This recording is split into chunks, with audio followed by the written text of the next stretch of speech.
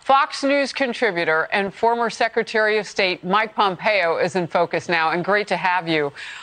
When you hear the White House senior staff say things like, "We beg to differ, he's doing so much," what is President Biden doing to handle the threats with China? Is it a secret? Maybe we don't know.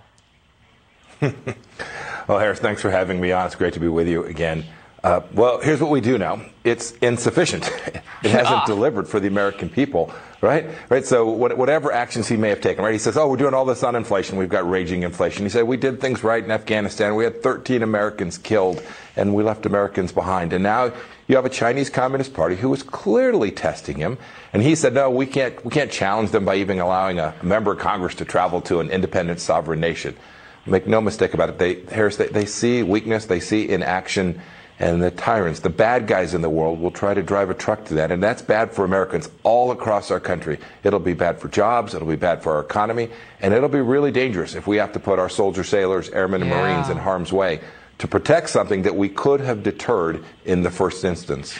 Talk to me about where Speaker Nancy Pelosi is going now. I mean, these are not the first times that we've seen high-ranking officials among, Americans go there.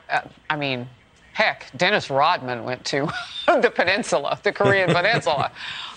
However, the timing of it is interesting. And what it says about this president to have her over there just hop-skipping wherever she wants to go. Yeah, the irony is that they're from the same party, right? We've seen this before where you see a Republican Congress or a Democrat Congress and a president of the opposite party, and they'd have a little tension in their diplomatic outreach. These are co-conspirators. These are people who've been working together an awfully long time. And they are failing to do the things that are to keep us safe. For 4 years, Harris, we were successful. We didn't get everything right, but we were successful at deterring the bad guys from putting Americans at risk, whether it was the strike we took on Qasem Soleimani and pushed back against the Iranians, or the work that we did when President Trump actually visited with Chairman Kim 3 times in Hanoi and Singapore, and then again at the DMZ where the speaker is today. We delivered good outcomes. This administration just seems on its back foot. It seems defensive. It seems fearful. We're the most powerful nation in the world. We ought to act like that, and we ought to make clear that there will be real costs if they act in ways that are inconsistent with protecting and creating prosperity, protecting Americans and keeping prosperity here at home. Well, and I think that's a gap that we don't have that we had with former presidents, particularly the last one, President Trump. We knew what those deterrents were going to look like. He talked a lot about tariffs. He talked tough, and then he followed up with it. We don't know what's on the bill for this president. We just know beg to differ from Admiral Kirby. Your last quick thought, we'll move to the next.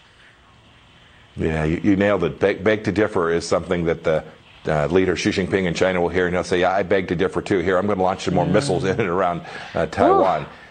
Your point's exactly right. We didn't defend everything everywhere. We defended the things that matter. And when we drew a line, we lived up to the commitment that we'd made. That's the most important thing. Reagan knew it with peace through strength. We executed with our idea of putting the American people first in everything that we did.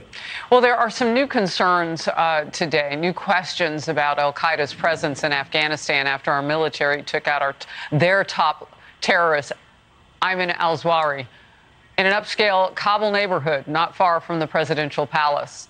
We all may recall that in August last year, President Biden downplayed al-Qaeda's presence after that debacle of a way and deadly way for our troops that he pulled out of Afghanistan. Let's watch together. What interest do we have in Afghanistan at this point with al-Qaeda gone? We went to Afghanistan for the express purpose of getting rid of al-Qaeda in Afghanistan, as well as getting Osama bin Laden. And we did. Now, the Taliban claims it was unaware al-Zawahiri was in Afghanistan at all before the U.S. drone strike that took him out. This as we approach 1 year since that disastrous U.S. troop withdrawal from Afghanistan. Secretary, I'm just wondering, I guess it's believable they wouldn't know because it is such a chaotic mess over there that we left behind. But they aren't the only terrorists on the ground. We sure do know that there are thousands of ISIS-K. Yeah.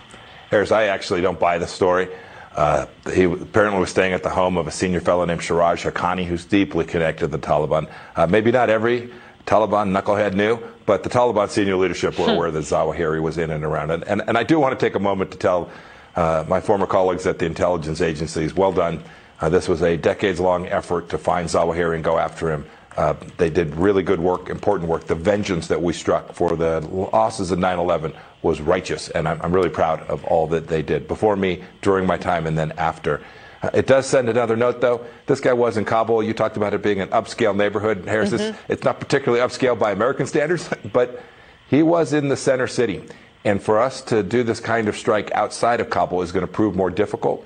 And when I hear President Biden talk about the weakness of the weakness of Al-Qaeda, when I hear him talk about the weakness of Al-Qaeda, it reminds me of when President Obama talked about ISIS as the JV team. We can all remember that.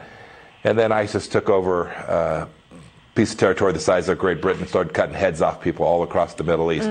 These are serious terrorists. We need to maintain our focus. It's entirely possible for us to deliver good outcomes all across the world to keep people safe. But if you joke and laugh and pretend it's going to go away, the bad guys will come chase us, and we'll have a bad day here in the United States one day. We cannot let that happen.